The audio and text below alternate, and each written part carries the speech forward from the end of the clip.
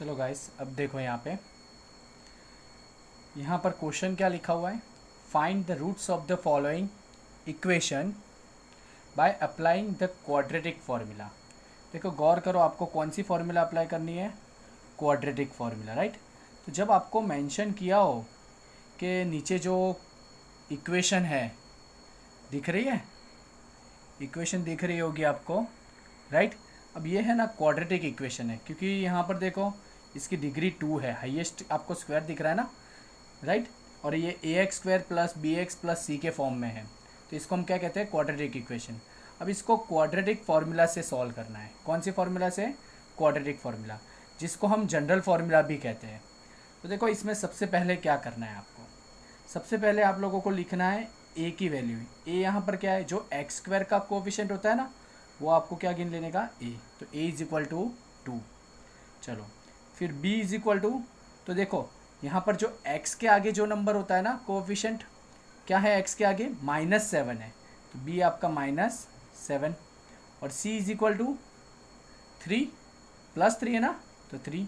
तो देखो x² का जो कोफिशिएंट है वो आपका a हुआ, x का जो कोफिशिएंट है वो आपका b हुआ, और लास्ट में जो कांस्टेंट टर्म है, राइट, वो आपका क्या हुआ? c हुआ, राइट। मतलब इसके पीछे कोई भी वेरिएबल नहीं है ना, इसलिए इसको हम क्या कहते हैं? Constant term, right. तो यहाँ पर देख रहे हो, सबसे पहला स्टेप हमको इस तरह से a, b और c लिखना है।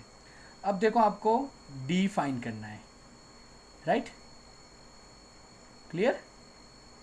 अब देखो d फाइंड करने की फॉर्मूला है b² minus 4ac, b² minus 4ac। चलो अब देखो ध्यान से, यहाँ b की वैल्यू क्या है? -7 है ना, तो -7 का स्क्वायर कर लिया। मैं बस यहाँ वैल्यू पुट कर रहा हूँ, b की वैल्यू पुट कर रहा हूँ, a और c की वैल्यू पुट करूँगा तो d मिल जाएगा मुझे। -4, a की वैल्यू क्या है? 2, तो मैं ब्रैकेट में रखूँगा क्योंकि मल्टीप्लिकेशन है। c की वैल्यू क्या है? 3, तो मैं 3 रखूँगा, राइट। चलो -7 का स्क्वायर, अब देखो माइनस का स्क्वायर करते हैं ना तो वो हमेशा प्लस हो जाता है। जैसे कि अब -7 का स्क्वायर कितना होता है? 49, और माइनस माइनस प्लस। अब यहाँ पर देखो ये माइनस ही साइन है ना, तो यहाँ माइनस रखेंगे। 4 2 ज़ा 8, 8 3 ज़ा 24। तो यहाँ आपको d मिलेगा 49 माइनस 24 कितना होता है? 25। d क्या मिलेगा? 25। अब देखो d की वैल्यू है ना, अगर 0 होती है, ध्यान से देखो, मैं यहाँ पर नोट्स लिखा रहा हूँ, ये नोट्स आपको ध्यान में रखनी है कि अगर d इज इक्वल टू 0 आए ना, तो इस केस में समझना कि इट हैज़ इक्वल रूट्स। क्या? इट हैज़ इक्वल रूट्स, यानी आपका x के जो भी आंसर मिलेंगे दोनों, वो दोनों क्या मिलेंगे? सेम मिलेंगे। अब मान लो d की वैल्यू ग्रेटर देन 0 है, d की वैल्यू क्या? ग्रेटर देन 0 है। देखो इस केस में ग्रेटर देन 0 है ना, d इज ग्रेटर देन 0, तो it has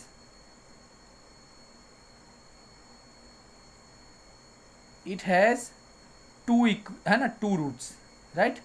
it has 2 different roots, 2 different roots, है ना, क्लियर। और लास्ट में अगर मान लो d की वैल्यू 0 से कम आई तो इट हैज़ नो रूट्स। क्या? It has no roots. तो ये याद रखना है आपको।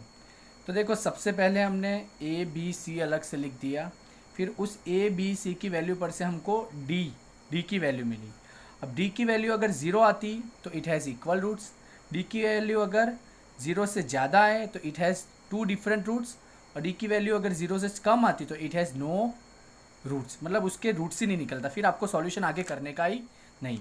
अगर मान लो यहाँ नेगेटिव नंबर मिलता है, अगर d का नेगेटिव नंबर मिलता है तो आपको सॉल्यूशन करने की ज़रूरत नहीं है, याद रहेगा आपको। देखो मैं अभी भी रिपीट कर रहा हूँ, अगर d की वैल्यू अगर 0 से कम यानी नेगेटिव में मिल रही है तो आपको सॉल्यूशन करना ही नहीं है। तो चलो अभी तो फिलहाल सॉल्यूशन करना है। इट हैज़ 2 डिफरेंट रूट्स, है ना। तो चलो, तो दो डिफरेंट रूट फाइंड करने के लिए देखो, पहला रूट होगा अल्फ़ा और दूसरा रूट होगा बीटा। अब देखो अल्फ़ा की फॉर्मूला है बी स्क्वायर क्या है अल्फा की formula, sorry minus B, alpha की फॉर्मूला क्या है minus B plus under root D, minus B plus under root D divide by 2a। और वैसे अगर बीटा की फॉर्मूला लिखनी हो तो माइनस बी तो रहेगा, लेकिन ये प्लस की जगह हम क्या कर देंगे माइनस कर लेंगे और यहाँ लिखेंगे रूट डी अपॉन 2a। तो ये रहा अल्फा की फॉर्मूला, ये रहा बीटा की फॉर्मूला। क्लियर, यानी ये दो आंसर आपको मिलने वाले हैं। तो अब देखो ध्यान से, सबसे पहले मैं माइनस बी, चलो पहले माइनस का माइनस रख दूंगा। ध्यान से देखना, ये माइनस का माइनस तो रखना ही है।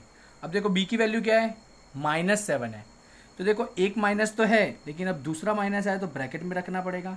-7 प्लस अंडर रूट डी की वैल्यू क्या है 25 अपॉन 2 इंटू ए, 2 इंटू ए की वैल्यू क्या है 2।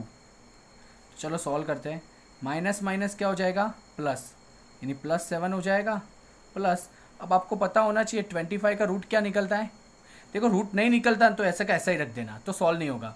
पर हमें पता है 25 का रूट कितना निकलता है 5। चलो 2 2 ज़ा 4, 7 + 5 कितना होता है 12, 12 डिवाइड बाय 4, 4 3 ज़ा 12।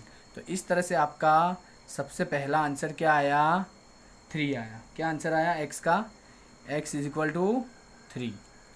और चलो अब दूसरा फाइंड करते हैं, यहाँ वैल्यू रखते हैं।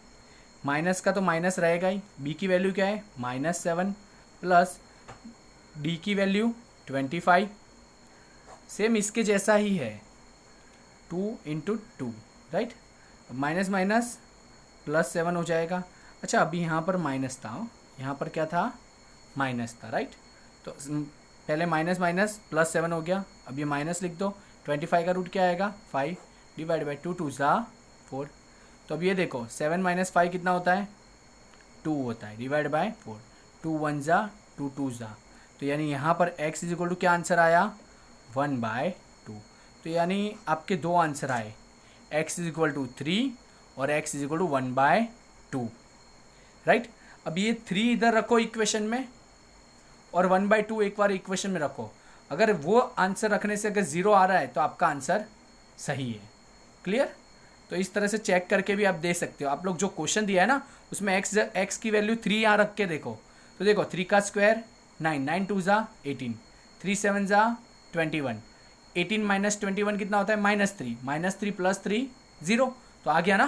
तो ये हमारा आंसर सही है। तो देखो मैं यहाँ पर आपको क्या करवा रहा हूँ, इसको वेरीफाई कर रहा हूँ।